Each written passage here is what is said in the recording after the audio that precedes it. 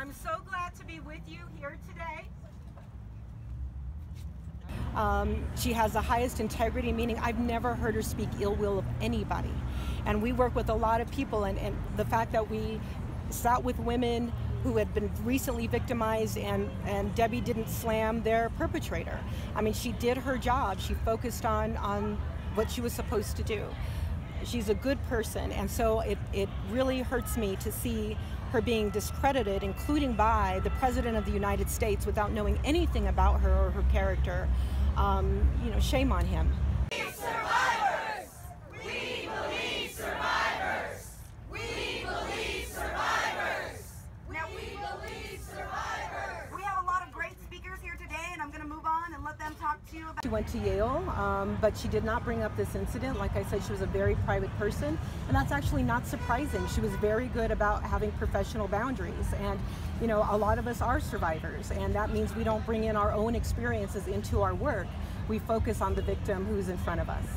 And I was so impressed with her, I hired her as our victim advocacy coordinator to work with victims, to go to court with victims, to sit with them after they had been traumatized.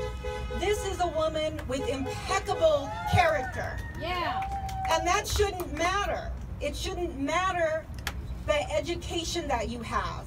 I trained Debbie as a victim advocate, and one of the things that we teach is that we never tell victims what to do. We present options, and every option has consequences. And you know, when you speak up, someone that's going to criticize you, you may not be believed. And Debbie knows the consequences of speaking up. Unfortunately, nothing can prepare you for this circus, this political circus that's happening. Did she ever bring? People don't understand that domestic violence often includes sexual assault. And so here she is with women right after they were assaulted, and being very professional, even though it's traumatic. And so all I can think about now is how traumatic it may have been for her, but that she kept silent about that to do her job. So she actually ran our 24/7 domestic violence crisis team. And so these were volunteers that she coordinated across Boulder County and in Broomfield to go out to the scene of a domestic violence incident. It didn't matter if it was Christmas or New Year's. Debbie made sure that women got services after they were assaulted.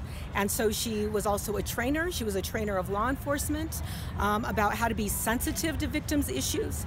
And so the fact that she has, you know, given so much of her life to others, you know, we owe it to her to give back to her. Drilling her, questioning her, demeaning her, victim blaming her for simply coming forward with the truth, giving them information they needed to vet the qualifications of Clarence Thomas. And instead what happened was she was vilified. We want to make sure that that is not continuing today in 2018.